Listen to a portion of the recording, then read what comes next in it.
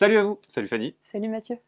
Aujourd'hui Dans le viseur, dans ce DLV, on va vous parler de 3 jeux du moment auxquels on a joué. On va vous donner notre avis, donc ce sera Pas vu pas pris, Dungeon Drop et enfin Murano. C'est parti Fanny? C'est parti. Premier jeu.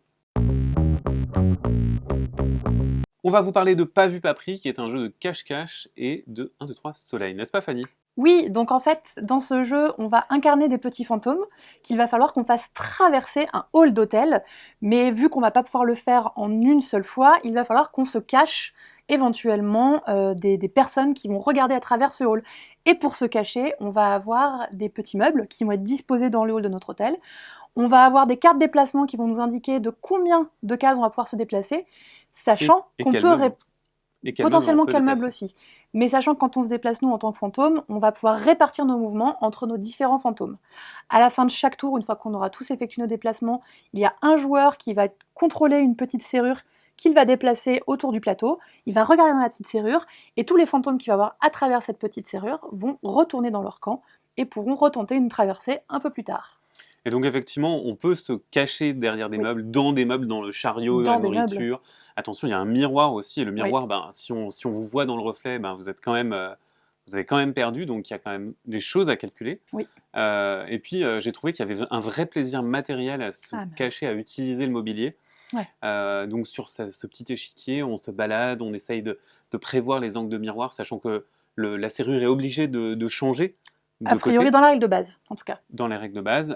Et puis, il y a des règles avancées qu'on n'a pas essayées, Non, donc ouais. avec une possibilité de faire fusionner des fantômes, Oui. et puis même d'avoir des cartes actions avec Des des petits choses, événements, des ouais. petits événements un petit peu particuliers.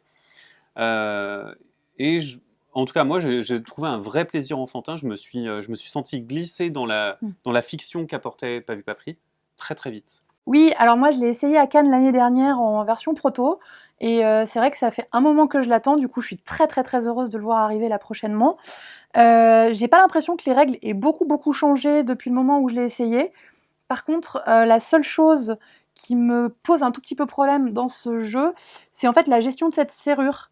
En gros, il y a un joueur qui va la contrôler via un lancer de dés. En fait, c'est la personne qui fait le plus grand score qui va contrôler la serrure, enfin qui va choisir le côté du plateau où va être positionnée la serrure. Ensuite, on va relancer le dé pour déterminer quelle va être la position exacte. Et en gros, tant que tous les joueurs n'ont pas contrôlé une fois la serrure, on va choisir parmi ceux qui n'ont pas encore choisi. Mais je trouve que du coup, ce dé, c'est un peu superficiel. On aurait très bien pu se contenter au final de dire c'est chacun son tour, on contrôle la serrure, et ça nous permet d'anticiper un tout petit peu plus ce qui va se passer, quoi. Peut-être que justement, le principe, c'était de rajouter un peu de l'aléa, de le rendre un peu plus familial et moins contrôle, parce que c'est vrai que tu peux voir beaucoup de choses, et tu peux être un peu plus méchant si tu arrives à choisir exactement l'endroit où arrive la Ouais, serrure. mais dans tous les cas, ça va se faire parce que nous, on a joué à Mm. 3. Donc une fois que le premier joueur, il avait déplacé la serrure, du coup, on avait plutôt tendance à aller se coller à l'autre joueur qui n'avait pas choisi, parce qu'on sait très bien que il va chercher à sauver ses fantômes. Donc du coup, plus proche de lui on est, et moins on aura de chance de se faire éliminer. Donc dans tous les cas, le côté calcul, il est là aussi. Sauf que cette histoire du dé, ça alourdit un peu les choses pour pas grand-chose. C'est vrai que, alors je suis pas fanat de ce dé non plus, hein, on en a parlé un Mm. petit peu après notre partie, et pour autant, j'ai pas trouvé ça gênant. Moi, ce qui Non. m'a un peu plus embêté, c'est plus les cartes actions, enfin les cartes de déplacement. Ouais. Parce que moi, à chaque fois, je déplaçais un meuble et j'avais peut-être 5 points de déplacement. Et comme on tire une carte au pif, tu peux avoir 10 points de déplacement. Ouais. Et tu as l'impression de ne pas avoir mérité d'avoir autant de points de déplacement ou aussi peu de points de déplacement, sachant que les écarts sont quand même assez forts. C'est vrai. Mais c'est pas très grave non plus. C'est un jeu quand même sur lequel tu prends plaisir matériellement à le Oui. faire. Et comme tu as ce plaisir-là, le côté gameplay, moi je m'en fichais un peu, à vrai Oui, dire. c'est pas. J'étais vraiment dans l'univers et plus en train de faire des choix parce que ça m'amusait, parce que j'avais envie de monter, me cacher Oui. derrière les accoudoirs du fauteuil ou vous êtes entassé dans le chariot à dessert. Je sais pas d'ailleurs si on a vraiment le droit d'être deux à la fois dans ce chariot. On l'a fait. Écoute, ça nous Mais a il y fait a rire. plein de petits coups intéressants et puis Ouais. même on voit la courbe de progression en plaçant le miroir à tel Mm, endroit, mm, le mm. chariot à dessert à tel endroit, le piano à tel endroit. On voit des choses qu'on peut faire et qui vont être intéressantes parce que on va réfléchir plus en termes de cône de vision Mm. que vraiment juste en ligne droite. Et ça, c'est intéressant aussi. C'est une réflexion qui n'est pas commune dans les jeux, Ouais. ni familiaux, ni pour enfants, ni adultes. Et j'ai trouvé ça très frais. Ouais, ouais, franchement, moi, c'est pareil, gros coup de cœur Mm. sur ce jeu enfant. Et voilà, on a hâte de le voir arriver, quoi. Enfin, un jeu enfant pas de memory. Oui, ça Bon, change. plutôt famille d'ailleurs, c'est Ouais, conseillé c'est pour plutôt 8 ans et famille, ouais. plus. Ouais, ouais, ouais. Parce qu'effectivement, il faut gérer ton cône de vision et Bah, puis ça, c'est ça. Anticiper voilà. un peu comment je peux me cacher au Mm. mieux. Et puis, il y a quand même ces calculs avec la taille des fantômes, quoi. Est-ce qu'on va Aussi, ouais. envoyer directement un gros fantôme, un moyen, un petit? Enfin, il y a quelques questions à se poser, quand même. Je te propose qu'on passe au deuxième jeu. Alors, Dungeon Drop, qu'est-ce que c'est? C'est un jeu dans lequel on va jouer des aventuriers qui vont aller dans un donjon. Et ce donjon, il va être constitué de petits cubes qu'on va jeter littéralement sur la table. Et après, on va fouiller des salles qui vont être un triangle qu'on va constituer nous-mêmes.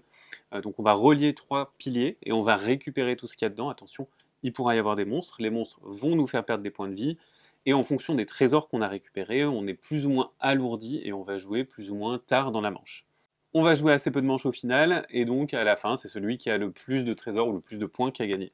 Mais attention, il y a des monstres, et vous pouvez pas perdre votre dernier point de vie. Donc si jamais il y a une salle qui est pleine de trésors et que y aller vous ferait perdre votre dernier point de vie, vous ne pouvez pas. Vous devez survivre pour remporter des trésors. Oui, alors il y a une toute petite chose que tu n'as pas précisé, c'est qu'on va avoir un scoring qui est différencié. Oui, On a une carte mission qui nous est attribuée en début de partie et qui va nous dire quelle va être la valeur en gros des trésors communs, parce qu'il y a des 3 mm, types de trésors communs, plus après une façon alternative de faire du scoring. Ce qui effectivement. rend le jeu un peu asymétrique et qui fait qu'on va pas forcément se bagarrer sur les mêmes, Sur les mêmes sur les trésors. mêmes trésors. D'autant qu'en début de partie, on récupère une race Oui, de héros d'Heroic Fantasy, une classe, oui. qu'on va venir accoler ensemble. Et c'est pareil, c'est 2 pouvoirs très asymétriques, un peu comme les factions à Small World qui vont avoir Mm. leurs traits.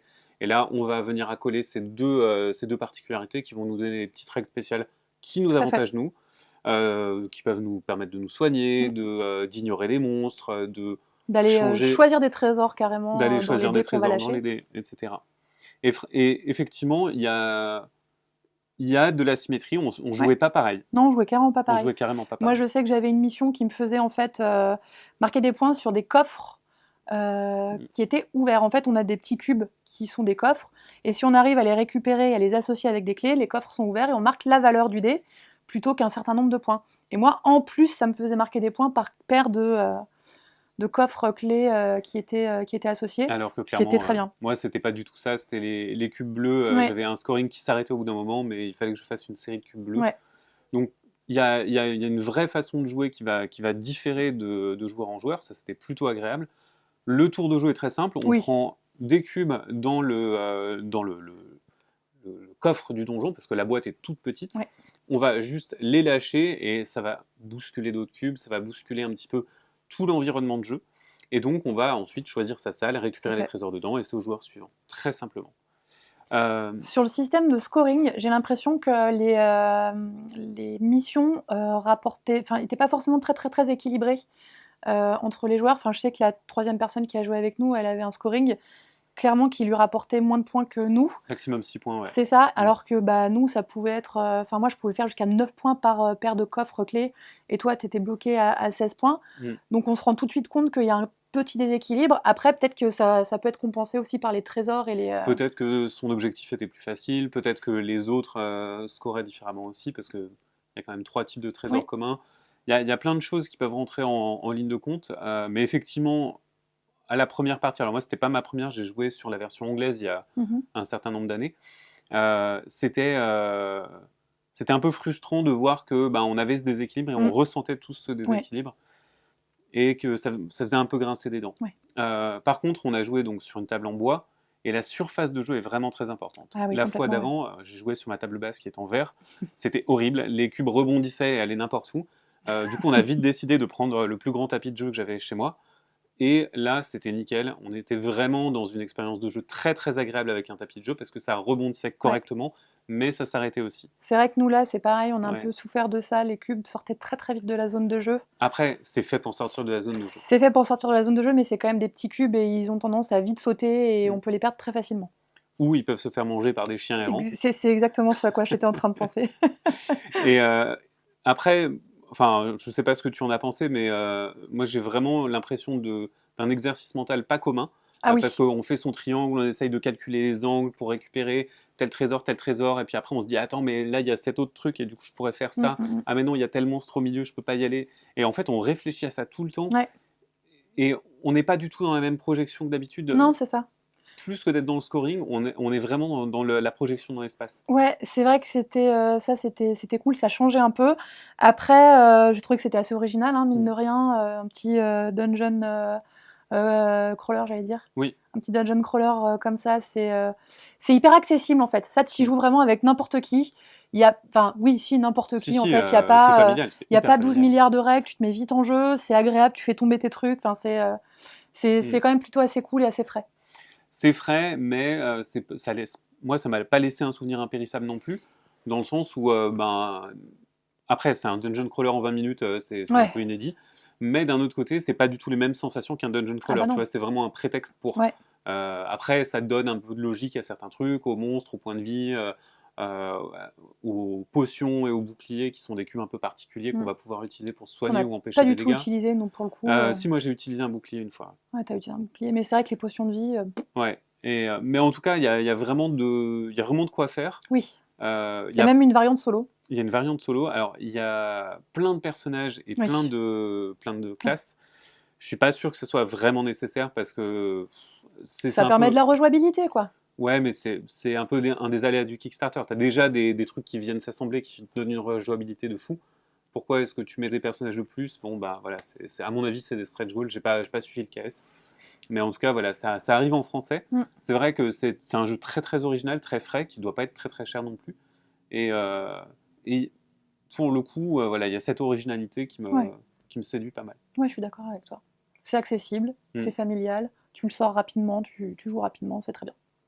Eh bien, écoute, sur ces entrefaites, passons au troisième jeu. Le troisième jeu, c'est Murano. Tout à fait.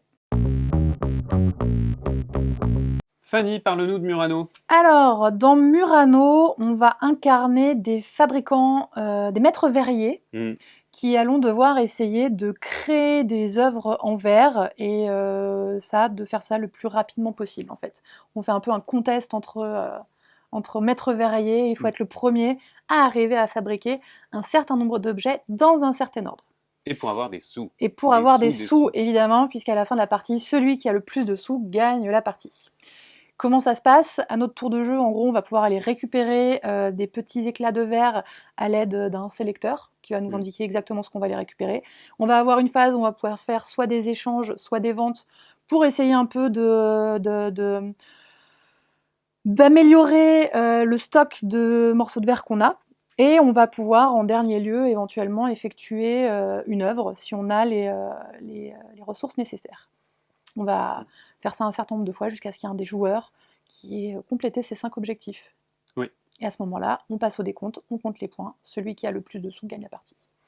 Effectivement, pour le coup, le décompte n'est pas du tout salade de points. Ça, c'est un des trucs que je dirais qui est le plus agréable dans le jeu. Parce que on tergiverse pas sans s'attendre à dire on rajoute tant de points parce que j'ai fait telle ligne, etc. Ça va super vite et c'est réalisé vraiment très très vite.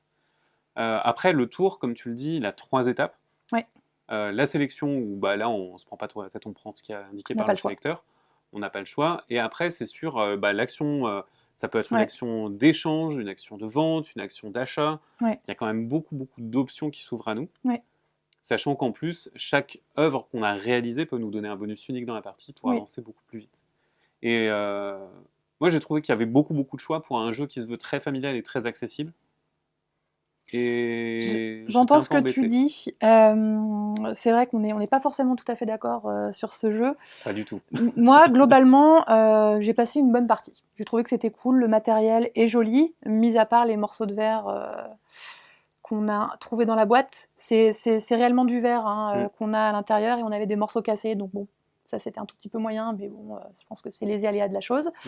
Et globalement, j'ai bien aimé. Après, c'est vrai qu'il y a des choses qui sont quand même un peu superflues, on s'en est rendu compte, notamment le fait que les objectifs, on doit les réaliser dans un certain ordre et qu'on peut payer pour changer l'ordre de nos cartes. Bon, c'est un jeu qui est d'optimisation, c'est un jeu qui est quand même plutôt assez court.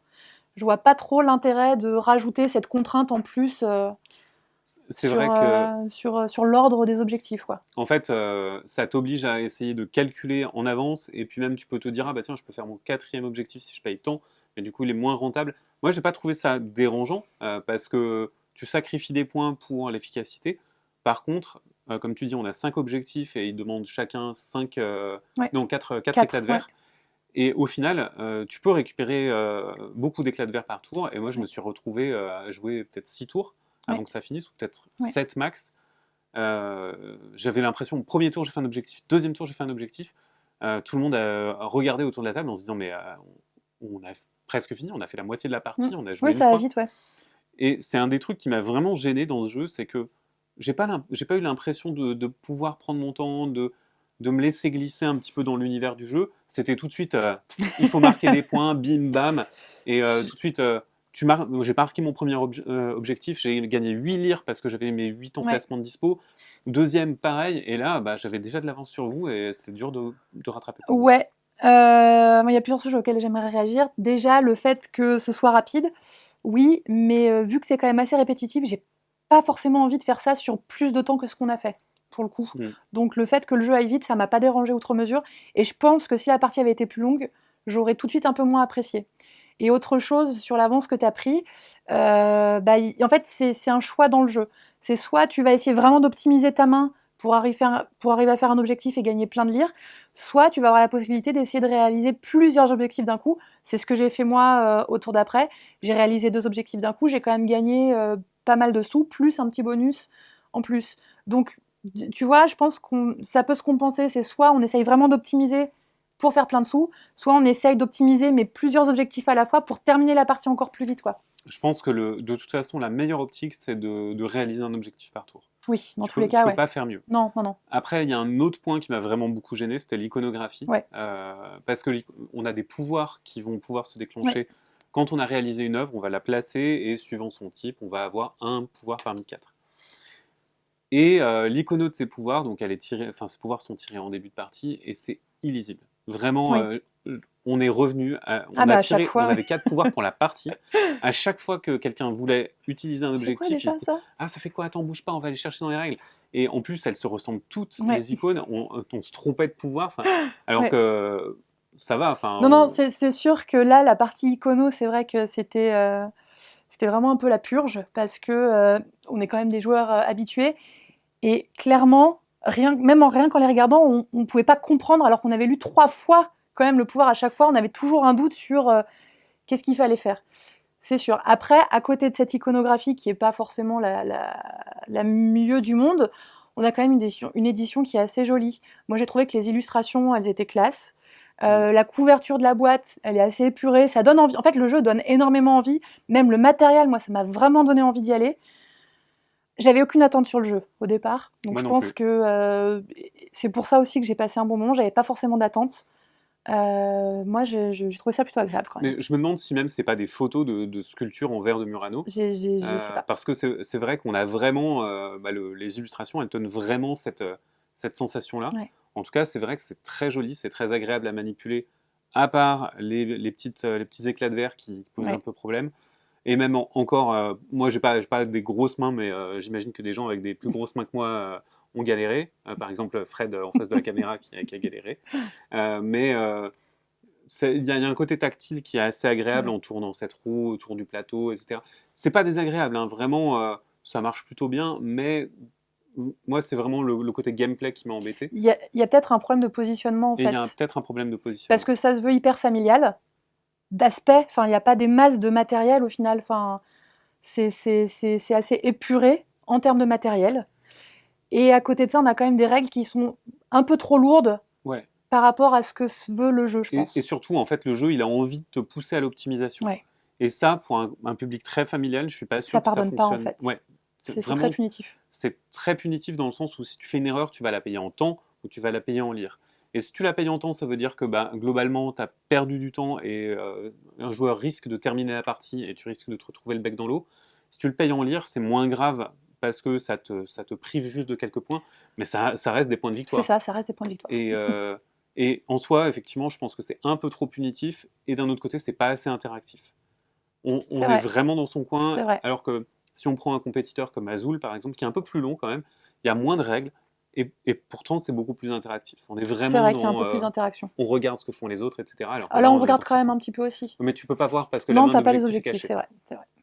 Voilà pour Murano, on espère que vous avez pris beaucoup de plaisir à écouter et regarder ce DLV. Si vous avez un avis, n'hésitez pas à le mettre en commentaire, n'hésitez pas à lâcher un petit pouce en l'air et à partager la vidéo, ça nous aide énormément. Vous pouvez également retrouver d'autres contenus sur le site web et si vous voulez nous soutenir, vous pouvez également aller sur Utip, ce qui nous aide énormément. Merci et à bientôt sur Ludovox.fr. Salut. Ciao!